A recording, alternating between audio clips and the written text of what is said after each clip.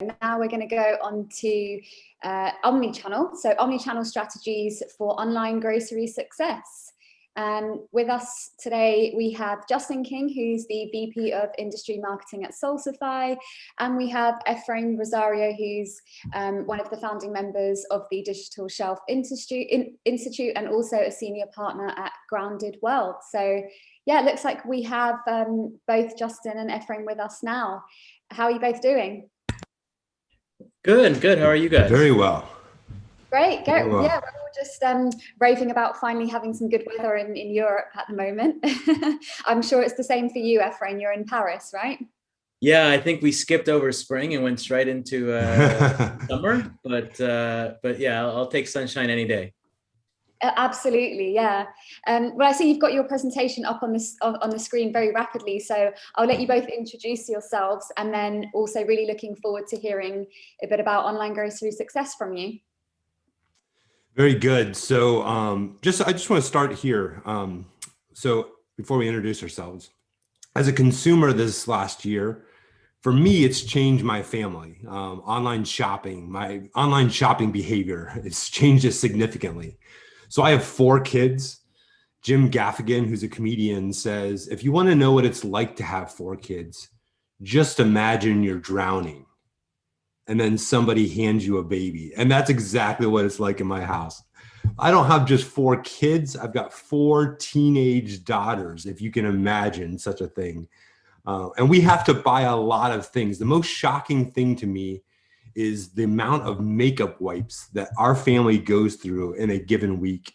In our house, we went from ordering just a few things, our household things on Amazon, and we've moved to ordering everything we do online, groceries being the #1 change in our family. We order everything online, including groceries. And that change hasn't really ended once things started opening up. We've kept those changes mainly because it's easier and more efficient. Instead of lists, our kids now add to, instead of like whiteboard lists, our kids now add to online lists. And they tend to add a bunch of items at the very end just to confuse us, like chips and ice cream. But they know when we're about to check out. So enough of the personal anecdotes. We're going to share some data today. Efrain, why don't you introduce yourself, and then I'll take it over. Sure. Great to be here with you all today. I won't attempt to say anything in Dutch. I'm having a hard enough time grasping the French language. But my name is Efrain Rosario. I'm a senior partner at Grounded World, which is a boutique marketing agency and certified B Corp that works with nonprofits, brands, and retailers to develop their omnichannel approach. So I'm excited to join Justin today and share a little bit about my experiences in the omnichannel world, both in the CPG space, but also working in startups as well. And Efrain spent a lot of time at companies like Coca-Cola and places like that. So really interested to get his feedback. My name is Justin King. I'm Vice President of Industry Marketing at a company called Salsify. Salsify helps brands and manufacturers win on the digital shelf, which is a really cool thing to be able to talk about. We're gonna tackle a few topics today. We're gonna talk about some current trends in online grocery, and then we're gonna talk about what's Amazon's role in Benelux, and then what should brands do. We're gonna spend most of our time talking about what should brands do to respond to these trends. So let's start by looking at just a few trends. Efrain, who would have thought that we would have seen so much acceleration in the last 14 months, right? It's just crazy the amount of acceleration. Who would have thought at the beginning of last year that we would have seen all of this acceleration across the world, right? And across the globe. I mean, I used to, there's a go-to chart that I always had, which talked about that globally, approximately somewhere between 75 and 85% of commerce happened through in-store transactions. And obviously we've had to really revamp that slide altogether because of the last 14 to 18 months. I mean, digital grocery was 3 to 4%. I mean, really kind of a negligible number, right? And of that, the majority of that spending in grocery was really on kind of dry, shelf-stable goods frozen and fresh was a much, much smaller portion. Now, after a year of the pandemic, we've risen to 10%. And this is the most likely it's going to be a permanent change in consumer behavior. And as we look at comparing that growth, the rates of growth online versus in-store, before the pandemic, we were growing at 50 to 75%, which was significant, right? But now we've grown over 150% a year. I think groceries have been definitely the winner. Restaurants have been the big losers. I think customers are spending about 70% of their calorie budget on grocery, which is pretty significant. And even that has leveled off to about 60% of their calorie budget, even as the pandemic has started to wane. I think, just to mention real quick, Guy from Barilla made an interesting point, which is he said that you've seen food service have to innovate as well in terms of like starting to rely on ghost kitchens or dark kitchens and offer an e-food service type option for delivery, through those kinds of platforms like Uber Eats and Deliveroo and DoorDash and whatnot. And I think what's fascinating about this is that grocery of any item we've actually seen prices either stabilize or increase over this time. And look at all the different categories where price has dropped, but groceries maintain that price, those price ceilings, and even been able to increase the prices, which is significant. I think what's, the big trend, and I know it's apparent to all of you, but in the past, grocers weren't really focused on the profitability of e-commerce and digital, right? But now that it's not 3 to 4%, now it's 10%, it's a big deal. But the two problems that were there, and really big costs that the consumer used to pay, the labor to pick the items and the labor to deliver to your house. In e-commerce, the expectations are that the retailer is going to pay those costs. Consumers don't want to pay more for the same items. So grocers now want to kind of defray those two costs. And it turns out that consumers are willing to drive and pick up items, which handles half of that cost. In fact, in grocery, curbside grocery had 140% growth, which is 50% of all e-commerce in grocery. Pretty incredible. I think this trend more than anything else, Efren, is one of the most interesting, that grocers have really started to look at their real estate to evaluate how to use it more effectively. Have you seen a lot of that yourself? Absolutely. I think more than anything, they've become smarter in terms of space allocation. So, I think about my local grocery store here in just outside of Paris. Sometimes I tend to go in there early in the mornings to pick up something for the day, and I'm always amazed as to how I'm most of the time outnumbered at least 10 to 1 by all the pickers who are there filling orders that this grocery store chain Monoprix is fulfilling, or is working with Amazon to fulfill.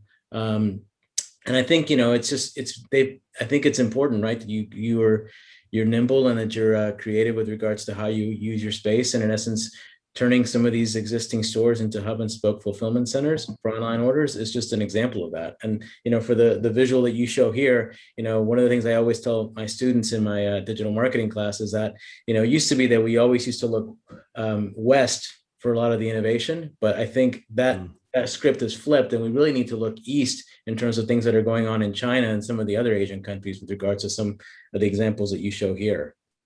I think e-commerce really hasn't caught up to the supply chain hasn't caught up to consumer demand, right?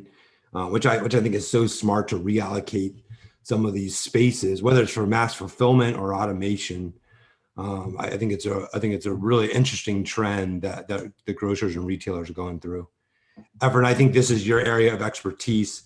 One of the other trends is, the sustainability and social responsibility that the consumers, especially millennials and Gen Z, want to see more sustainability in the brand messaging and want to know. Absolutely. I think that, particularly the last year and a half, I think what we've seen is sustainability and social or corporate social responsibility start to be top of mind for a lot of consumers. And you're absolutely right. A lot of that is being led by the younger generations, the Gen Zs and the millennials. There was an interesting report a few months back by Forrester where they coined the term truth barometers and referring to Gen Z shoppers because in their research, they'd found that over half of the Gen Z shoppers that they surveyed always checked a company's CSR policy before making a purchase. Wow. So I think that speaks volumes with regards to how important it is to them. And I think just in general, what we see is that 79% of consumers overall are taking into account social, environmental, sustainability type of factors in regards to when they're thinking about making a decision at the shelf. So that brand message has to be really relayed to consumers, whether it's on a retailer's site or whether it's on their own site. Those policies have to be apparent, right? Yeah, and actually, in the example that you show here is just an example of what can you do in terms of the digital shelf. In terms of typically that message tends to be below the fold in terms of the enhanced content that you may include on your product detail page. But there's some companies like Soylent here and Danone have done a great job of being able to elevate that messaging above the fold through the use of images in their carousel. And that's just one way that you can think about it.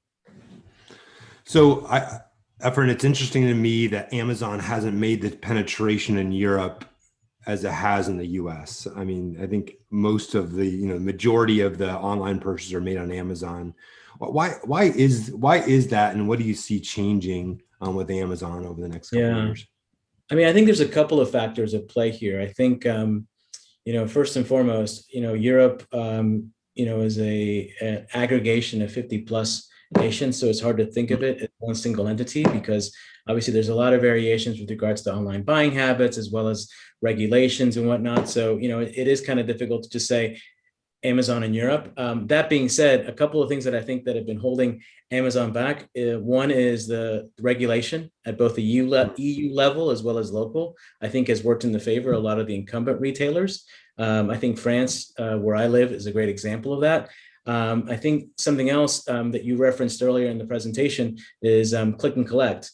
Whereas I think it's a fairly new phenomenon in the US that really has taken hold because of the pandemic. It's a pretty established habit here in Europe. So I think that is something that I think mitigates the, let's call it next day delivery factor or benefit that you get with somebody like an Amazon.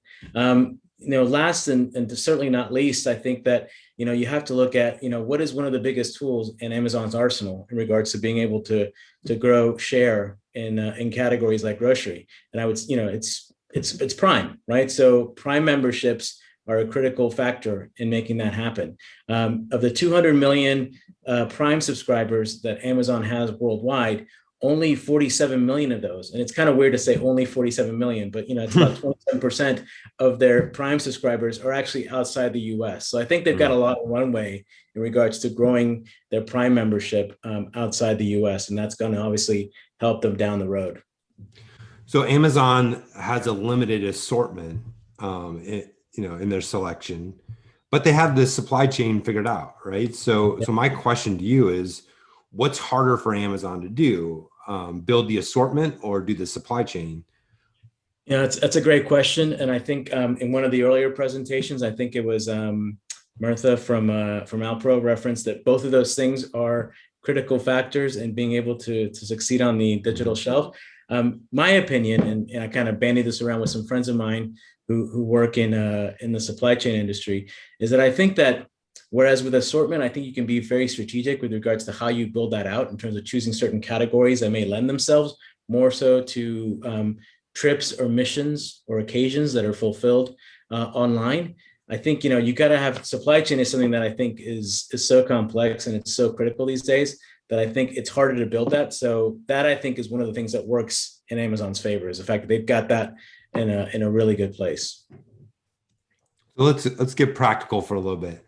And really talk about, okay, we have these trends, but what should brands be doing? How do they position themselves for the rest of 2021?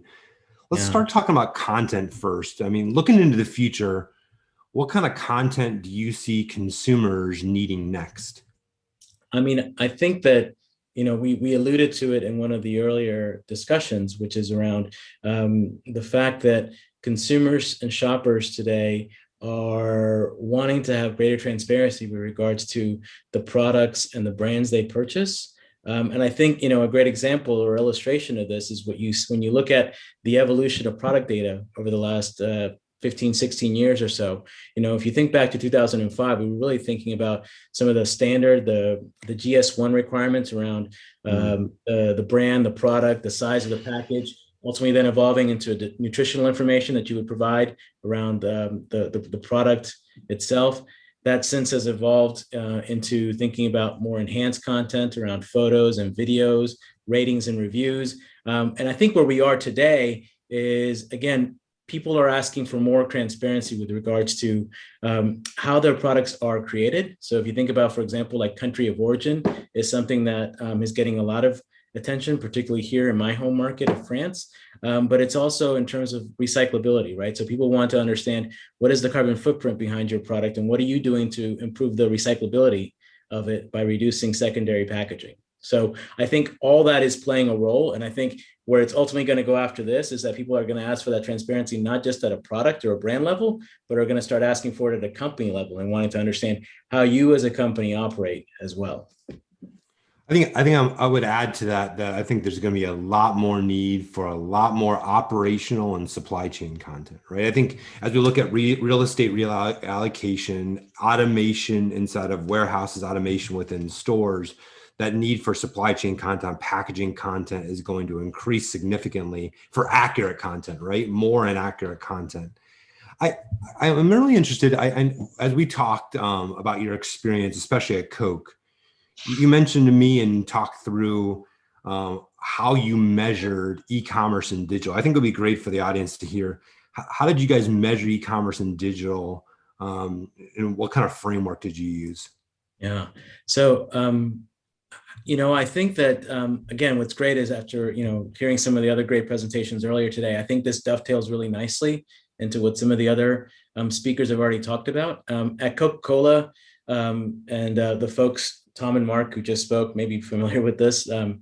This is the PETA framework that we used, and we evolved it so to fit or to look at it through more of a shopper marketing lens. And ultimately, what we measured were two critical things. One was frequency of purchase in terms of looking at traffic times conversion, and then looking at weight of purchase in terms of basket value. And I think ultimately what we wanted to do in terms of when we rolled out this framework globally across our top markets was figuring out what could we do to, in essence, with these levers to be able to influence and help markets achieve what was back then the Vision 2020 goals that we had set out for them.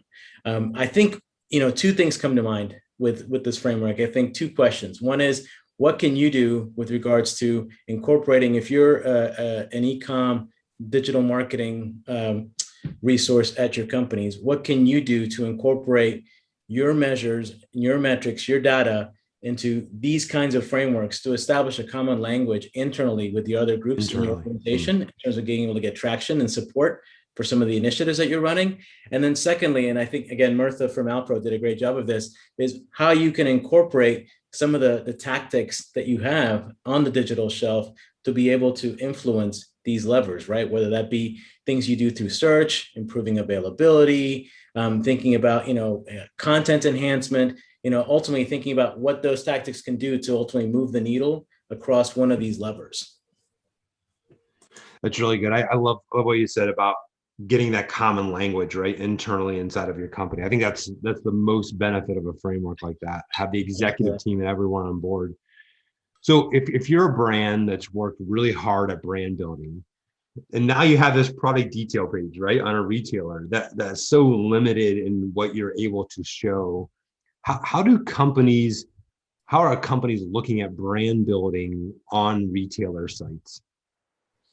Yeah, I mean, I think all of us know, you've got a little bit more control and flexibility in terms of being able to do some of these kinds of brand building messaging initiatives through D2C efforts. But when you're dealing with trying to replicate some of those things on a retailer site, again, I think I go back to what I mentioned earlier, and this is the example from Danone with their Too Good yogurt. Thinking about ways that you can elevate that message above the fold. And I think that, we know through research that the image carousel is one of the more influential places on the PDP, the product detail page, to make that happen. And I think, they allocated a couple of their image allotments to a video that demonstrated how they worked with this organization called Good Harvest in terms of being able to use this ugly fruit to make a great product. And you can also see in terms of how they did some of their pack shots that messaging, because of the way the product is tilted, is also front and center as well. So I think the key for me, I think, is thinking about what can you do to elevate that message above the fold.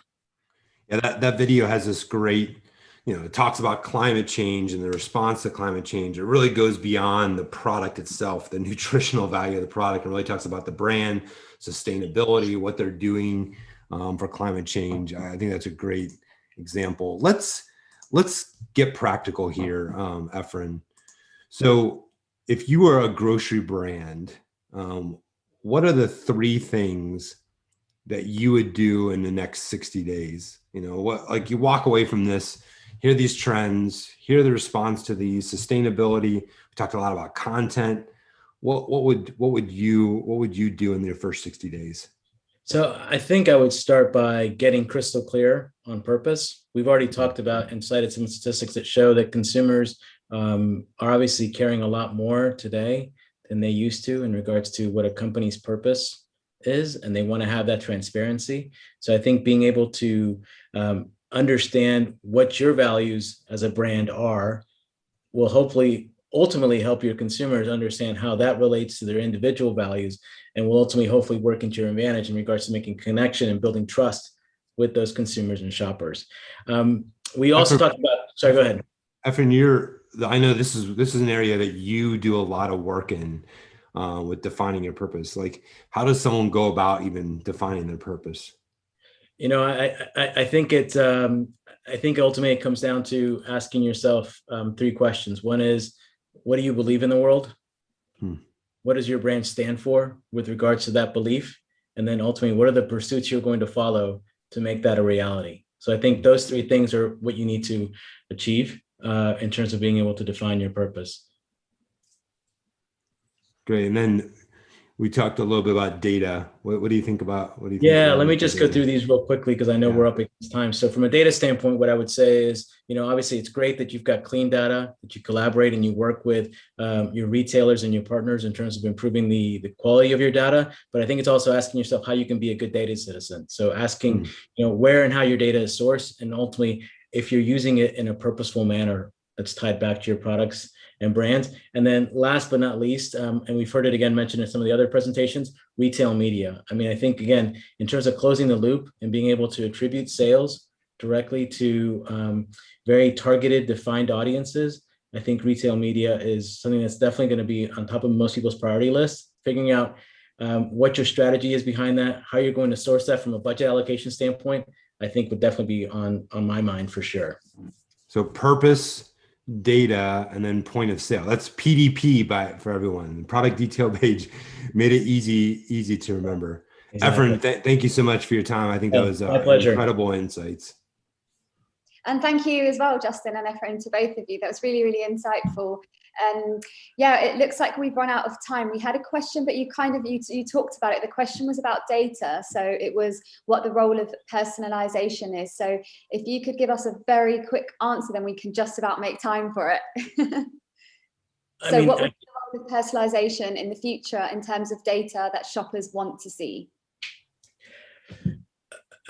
2 things come to mind for me. One is occasions. So, I think a lot of that has to do with my Coke background, but being able to understand the occasion that they're purchasing for and the mindset that they're in as a result of that occasion, I think is critical.